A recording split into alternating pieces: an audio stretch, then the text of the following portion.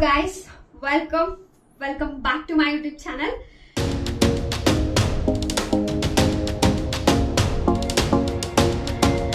So ಇವತ್ತಿನ digital world ಒಳಗ ಪ್ರತಿಯೊಂದು ನಮಗ ಕೈ ಬೆರಳೊಳಗ ಸಿಗ್ತದ. ಅದೇ ತರ ಎಜುಕೇಶನಲ್ ವಿಡಿಯೋಸ್ ಆಗಿರ್ಬೋದು, ಟೆಕ್ಸ್ಟ್ ಬುಕ್ ಆಗಿರ್ಬೋದು, ಎಲ್ಲಾ PDF ಒಳಗ್ ಸಿಗತಾವ. ಕ್ಲಾಸ್ಗಳು ನಮಗೆ ಯೂಟ್ಯೂಬ್ ಒಳಗ್ ಸಿಗತಾವ.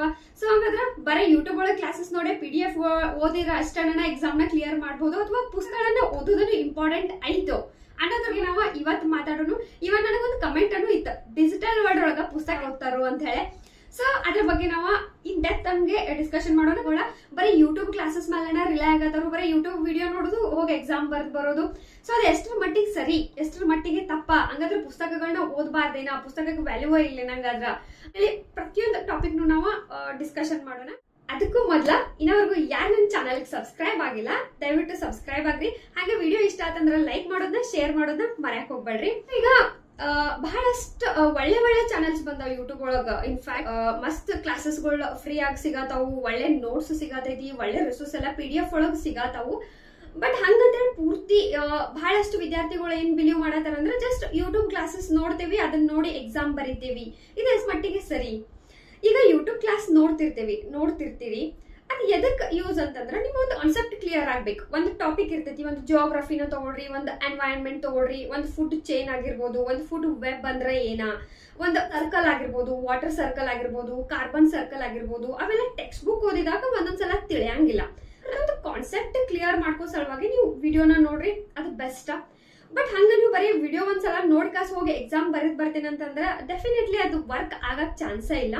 ಒಂದು, ನೀವು ಯಾವಾಗ ಯೂಟ್ಯೂಬ್ ನೋಡ್ತಿರ್ತಿರಲ್ಲ ಅವಾಗ ಅಲ್ಲಿಂದ ನೋಟ್ಸ್ ನ ಮಾಡ್ಕೊಳ್ರಿ, ಅಂಡ್ ನೀವು ಮಲ್ಟಿಪಲ್ ಟೈಮ್ ರಿವಿಷನ್ ಮಾಡ್ಕೋಬೇಕು, ಅಂದ್ರಷ್ಟ ನಿಮಗೆ ಆನ್ಲೈನ್ ರಿಸೋರ್ಸಸ್ ವರ್ಕ್ ಆಕವು.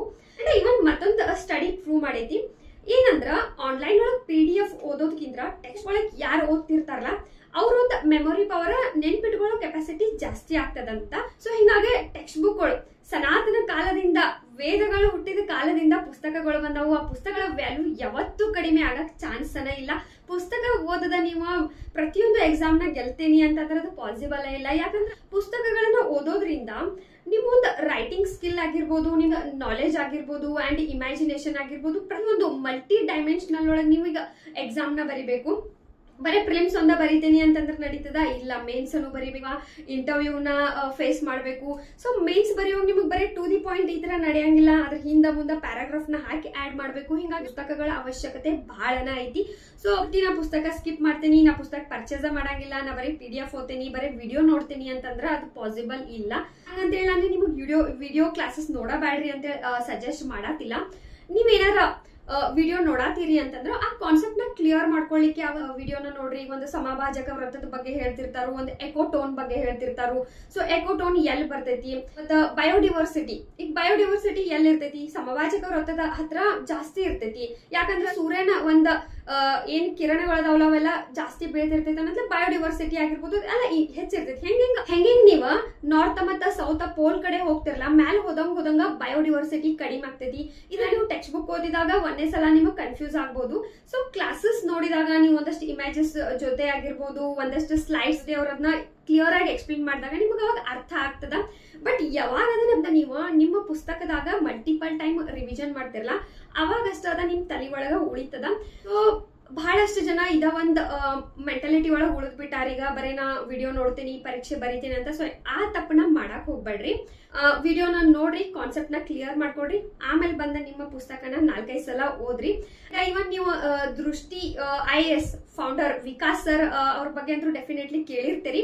ಅವ್ರ ಒಂದು ಇಂಟರ್ವ್ಯೂ ಒಳಗ ಅವ್ರು ಏನ್ ಹೇಳಿದಾರ ಅಂತಂದ್ರ, ಯಾವ ಒಬ್ಬ ವ್ಯಕ್ತಿ ಒಂದು ಪುಸ್ತಕನ ಒಂದ್ 4-5 ದಿನದೊಳಗೆ ನೀವು ಓದ್ತೀರಿ ಅನ್ಕೋರಿ. ಸಪೋಸ್ ಒಂದ್ 8 ದಿನದೊಳಗೆ ನೀವು ಒಂದು ಪುಸ್ತಕನ ಓದ್ತೀರಿ ಅಂದ್ರ ಆ ಒಂದು ಪುಸ್ತಕ ಬರ್ದವ್ರದೊಂದು ಪೂರ್ತಿ ಲೈಫ್ 60 ವರ್ಷದ ಒಂದು ಅನುಭವನ ನೀವು ಬರೀ 8 ದಿನದೊಳಗ ಓದಿ ಮುಗಿಸಿರ್ತೀರಿ. ಇದರ ಅರ್ಥ ಆ 60 ವರ್ಷದ ಎಕ್ಸ್ಪೀರಿಯನ್ಸ್ ನ ನೀವು 8 ದಿನದೊಳಗೆ ನೀವು ಅದನ್ನ ಅರ್ಥ ಮಾಡ್ಕೊಂಡಿರ್ತೀರಿ. ಆ ಎಕ್ಸ್ಪೀರಿಯನ್ಸ್ ನ ನಿಮಗ ಆ ಒಂದು ಎಕ್ಸ್ಪೀರಿಯನ್ಸ್ ಬಂದಿರ್ತೈತಿ. ಅಷ್ಟು ಒಂದು ವ್ಯಾಲ್ಯೂ ಐತಿ ಪುಸ್ತಕಗಳನ್ನ ಓದೋದ್ರಿಂದ. ಅಂಡ್ ಬೇಕಾದಂತ ದೊಡ್ಡ ವ್ಯಕ್ತಿಗಳಾಗಿರ್ಬೋದು, ಒಂದಷ್ಟು ದೊಡ್ಡ ಕಂಪನಿ ಕಟ್ಟಿದಂತ ವ್ಯಕ್ತಿಗಳಾಗಿರ್ಬೋದು, ಪ್ರತಿಯೊಬ್ರು ಅವ್ರ ಹಾಬಿ ಒಳಗ ಅವ್ರು ಫಸ್ಟ್ ಹೇಳೋದನ್ನ ಪುಸ್ತಕಗಳನ್ನ ಓದ್ತೀನಿ ಅಂತ ಹೇಳಿ. ಸೊ ಪುಸ್ತಕಗಳ ವ್ಯಾಲ್ಯೂ ಹಿಂದಾಗಿರ್ಬೋದು, ಇವತ್ತಾಗಿರ್ಬೋದು, ಮುಂದಾಗಿರ್ಬೋದು ಯಾವತ್ತೂ ಕಡಿಮೆ ಆಗಂಗಿಲ್ಲ. ನೀವು ಮಲ್ಟಿಪಲ್ ಟೈಮ್ ರಿವಿಷನ್ ಮಾಡಿ ನಿಮ್ಮ ನೋಟ್ಸ್ ನ ರಿವಿಷನ್ ಮಾಡಿದ್ರ ಅಷ್ಟ ನೀವು ಸಕ್ಸಸ್ ನ ತಲುಪಕ ಸಾಧ್ಯ ಐತಿ. ತಿಳಿದೇ ಇದ್ದಂತ ಕಾನ್ಸೆಪ್ಟ್ಗಳನ್ನ ಕ್ಲಾಸಸ್ ನ ನೋಡಿ ಕ್ಲಿಯರ್ ಮಾಡ್ಕೊಡ್ರಿ.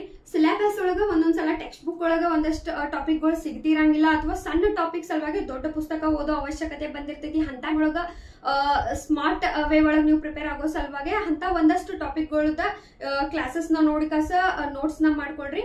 ಸೊ ಈ ತರ ಅವಶ್ಯಕತೆ ಬಿದ್ದಾಗ ಕ್ಲಾಸಸ್ ನ ನೋಡಿ ಆಮೇಲೆ ನೀವು ಟೆಕ್ಸ್ಟ್ ಬುಕ್ ನ ರೆಫರ್ ಮಾಡ್ಕೊಂಡ್ರಿ ಅಂದ್ರೆ ನಿಮ್ಮ ಪ್ರಿಪರೇಷನ್ ನ ಪ್ರಿಲಿಮ್ಸು ಮೇನ್ಸು ಇಂಟರ್ವ್ಯೂ 3 ಲೆವೆಲ್ ಒಳಗನು ಡೆಫಿನೆಟ್ಲಿ ಸಕ್ಸಸ್ ಆಗ್ತದ. So I hope video useful ಆಗೈತೆ ಅನ್ಕೋತೇನಿ. ಯಾಕಂದ್ರೆ ಲೈಕ್ ಮಾಡ್ರಿ, ಶೇರ್ ಮಾಡ್ರಿ. ನೆಕ್ಸ್ಟ್ ವ್ಲಾಗ್ ಸಿಗೋಣ. Thank you.